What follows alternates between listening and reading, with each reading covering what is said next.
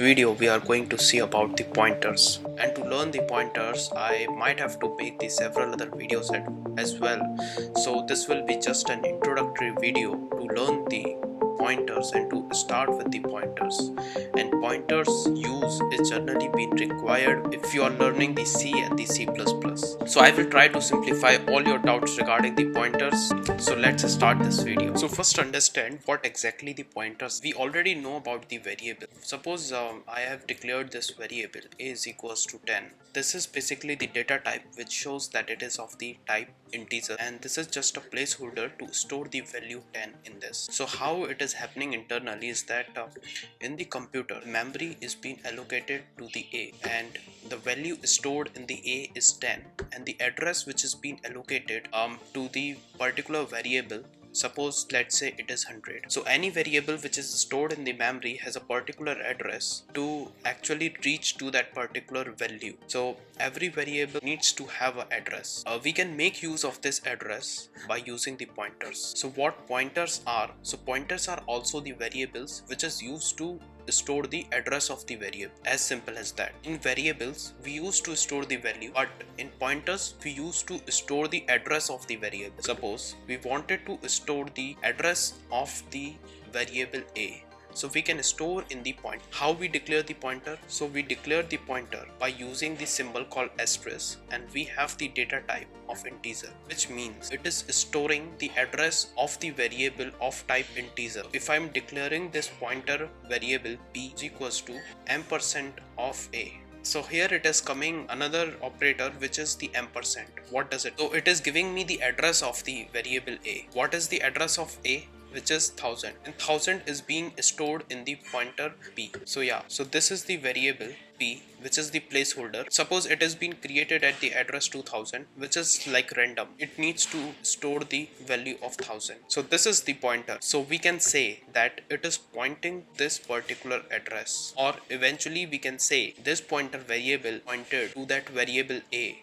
So we can directly reach to that particular variable from the pointer itself. So that's all about the pointer. So next we need to determine how we can access the value of the variable using the pointer itself. So as we know that pointer is used to store the address of the variable, so can we reach to that particular variable a from where we are storing the address? Yeah, we can do that. So for that we need to use the asterisk operator, which is being used applied before the pointer variable, which is it is also called the dereferencing of the point. So in the dereferencing, what we do actually, suppose if we are printing the value of the asterisk p, what it will going to print? It will print the n. Suppose you are standing over there at the p. So once asterisk has been applied to the pointer, what address is currently being stored in the pointer? You go to that address and see what is the value present at that address, which is 10. It will print that value. We can also change the value of the variable also using the same method. So if we say 20, then that value will be changed to, so whatever functions we can do with the variable, we can do it with the pointer also. If we wanted to put it back the value of the variable a to 10, then we can do the same again. So this is how the pointer is being useful over there. So first of all, let's understand actually what is the use of the pointer. Why do we require that? So let me just list you some of the use cases of the pointers. When we try to implement the data structures such as the linked list, we try to use the data structures such as the graph. We also have one data structure which is called the try. These all data structures have the different purposes to solve, and you are going to use these data structure in the various questions, and these are very important data structure. So in all these data structures, this pointer concept has been used.